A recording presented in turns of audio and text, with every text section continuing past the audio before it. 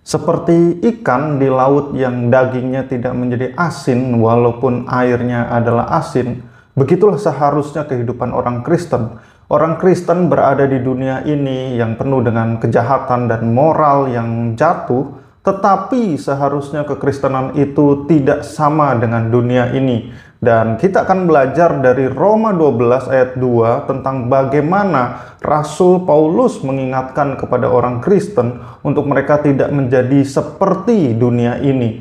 Bahkan kita melihat dunia saat ini ya, kekristenan itu sama saja tidak berbeda dengan dunia. Orang juga kita bisa lihat yang korupsi juga beragama Kristen, dan orang yang Kristen pun melakukan kejahatan sama seperti yang dilakukan oleh orang dunia. Tentu saja ini menjadi miris dan menjadi memprihatinkan bagaimana kekristenan ini tidak berbeda dengan dunia. Dan padahal kita ini dipanggil untuk menjadi berbeda dengan dunia ini. Dan kita akan belajar dan mempelajari firman Tuhan sehingga kita bisa mengerti apa yang Tuhan inginkan dalam kehidupan kita. Ketika kita sudah dipanggil untuk menjadi orang percaya, kita memiliki tugas dan tanggung jawab untuk mengerjakan keselamatan yang telah kita terima. Karena keselamatan yang kita terima ini tidak dibayar dengan harga yang murah, tetapi justru dibayar dengan harga yang mahal. Karena itu kita harus menghidupi kehidupan yang kudus seperti yang Tuhan perintahkan. Kita akan belajar dalam Roma 12 ayat 2. Mari kita mulai.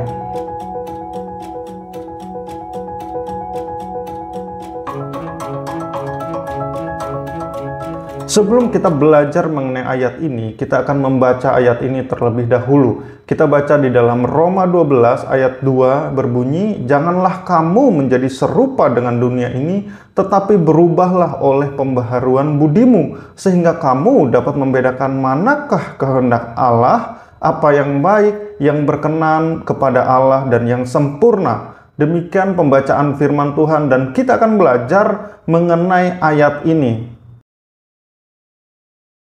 Untuk memahami ayat ini, kita belajar dari konteks dari ayat ini. Dalam Roma 12 ayat 2 berada dalam bagian paranetik atau nasihat praktis yang merupakan dari surat Roma yang dimulai dari pasal 12. Karena sebelumnya Rasul Paulus pada pasal 1 ayat 11 membangun pemahaman teologis, dan akhirnya di pasal 12 ini masuk kepada hal-hal praktis apa yang harus dilakukan oleh orang-orang Kristen. Dan Paulus, ayat ini merupakan bagian integral ya dari Roma 12 ayat 1 sampai 2 ya. Ini merupakan transisi dari doktrin kepada etika Kristen. Jadi pasal ini merupakan mengenai pasal etika Kristen, mengenai hal-hal praktis yang dapat dilakukan.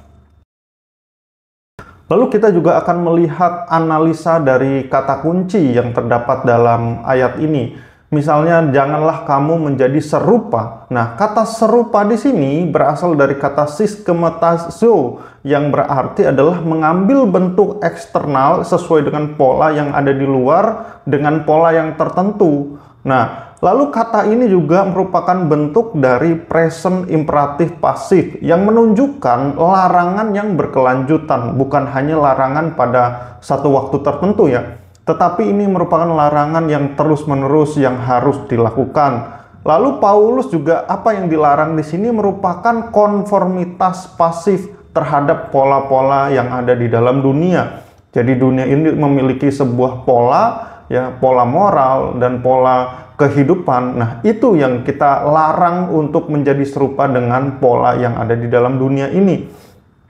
Lalu untuk kata dengan dunia ini ya, kata dunia di sini berarti berasal dari kata aion yang merujuk pada zaman, era, ataupun dengan sistem nilai, norma, dan orientasi dari dunia tersebut. Nah, jadi bukan sekedar kosmos, bukan sekedar dunia yang pada fisik, tetapi ini merupakan sebuah dunia yang tatanan spiritual dan moral yang berlawanan dengan Allah. Jadi dunia yang dimaksud dalam ayat ini bukan secara fisik ya, bukan dunia secara fisik yang kita lihat, tapi merupakan sebuah pola tatanan atau kehidupan moral, cara hidup yang berbeda atau berlawanan justru dengan kehendak Allah.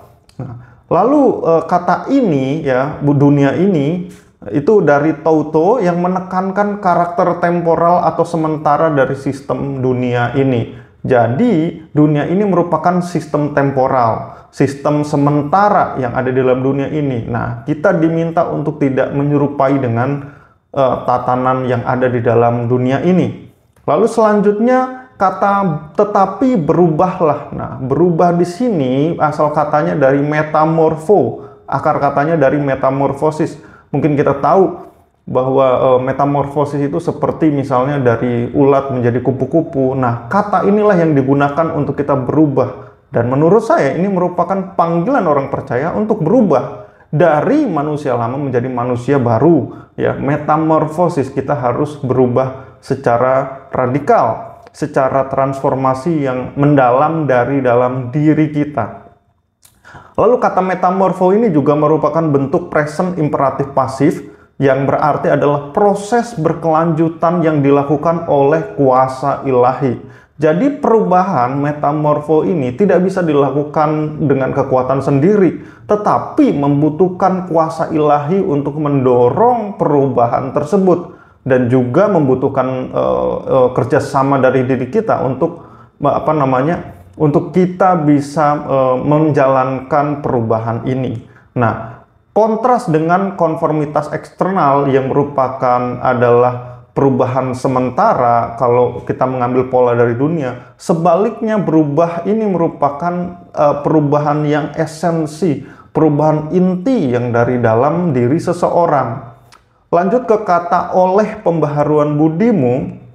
Nah, pembaharuan di sini menggunakan kata anakainos, ya, anakainosis, yaitu perubahan radikal, bukan hanya sekedar perbaikan sedikit demi sedikit, tetapi ini merupakan perubahan yang mendasar dan perubahan yang sangat frontal. Jadi perubahan yang sangat radikal yang dilakukan. Lalu budi itu berasal dari kata nous yang berarti adalah berpikir, memahami, dan menilai, dan merupakan inti dari pusat pengambilan keputusan moral. Jadi budi tersebut merupakan pusat dari pengambilan keputusan moral. Dan bentuknya adalah genitif instrumental yang menunjukkan bahwa pembaharuan budi adalah instrumen dari transformasi tersebut.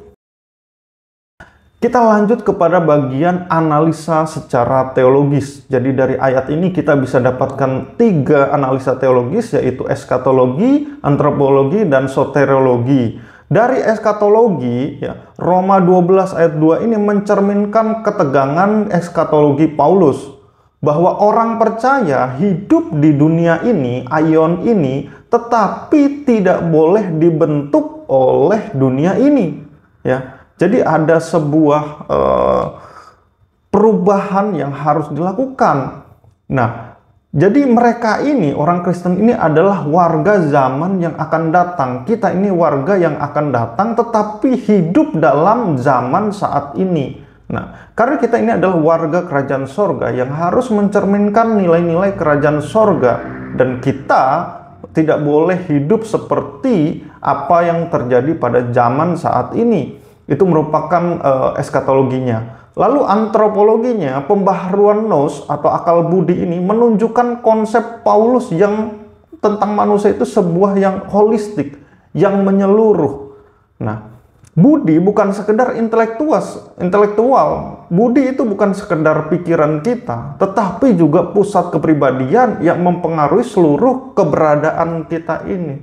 Jadi, Paulus mau kita ini manusia berubah itu secara menyeluruh, secara holistik, ya. Jadi manusianya seperti itu.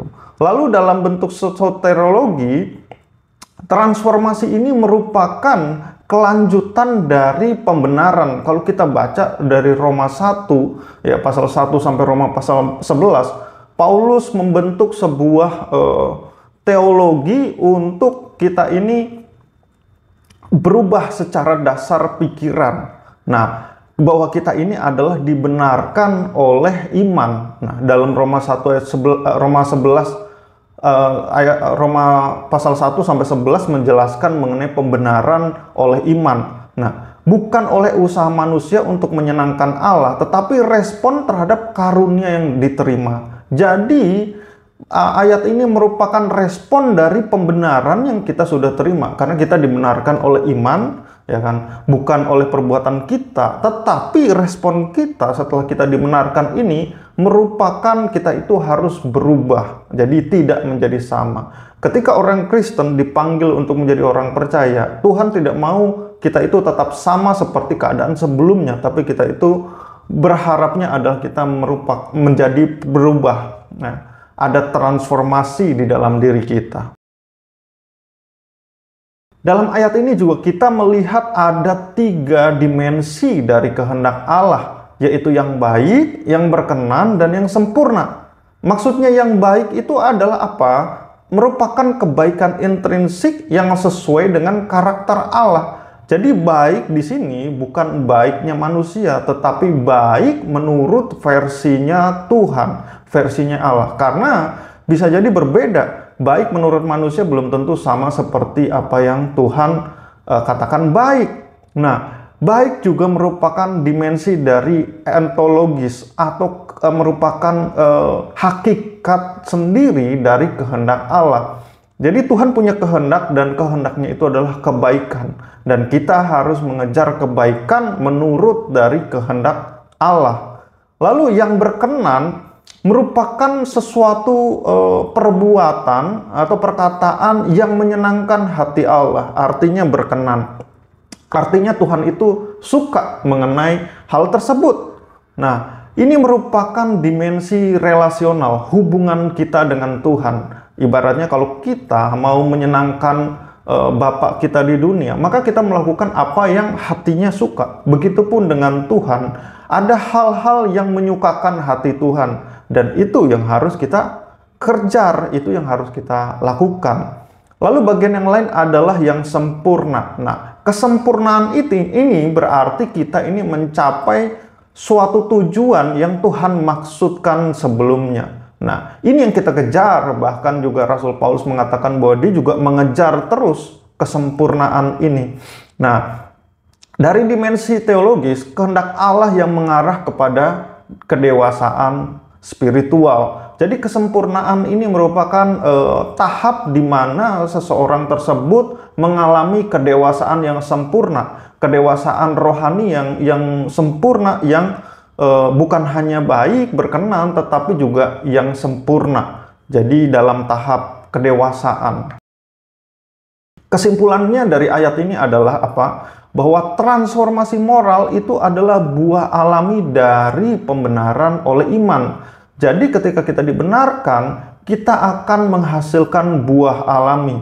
Nah, buah itu adalah dalam bentuk transformasi moral. Jadi seorang Kristen itu tidak bisa menjadi sama seperti sebelumnya ketika dia menjadi manusia lama, tetapi dia harus berubah, ya. Harus ada transformasi internal di dalam diri dia untuk dia itu tidak menjadi sama lagi.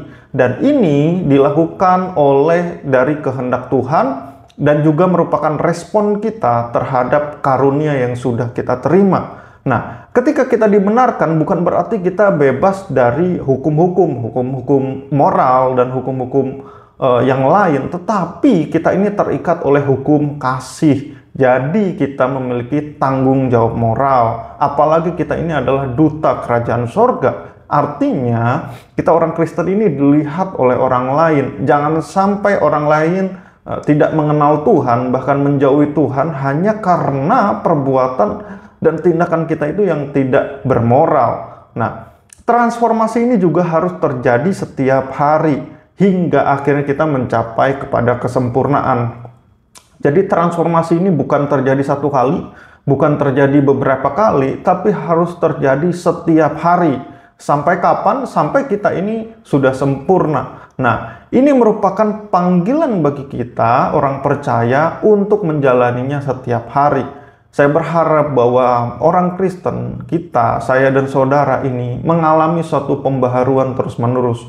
Sehingga kita ini mengetahui apa yang baik menurut Tuhan, apa yang berkenan, yang menyenangkan hati Tuhan, dan juga akhirnya kita mencapai kesempurnaan dalam kedewasaan rohani yang luar biasa. dan kita harus menjadi terang dan garam bagi dunia ini, bukan justru sebaliknya kita menjadi sama dengan dunia ini.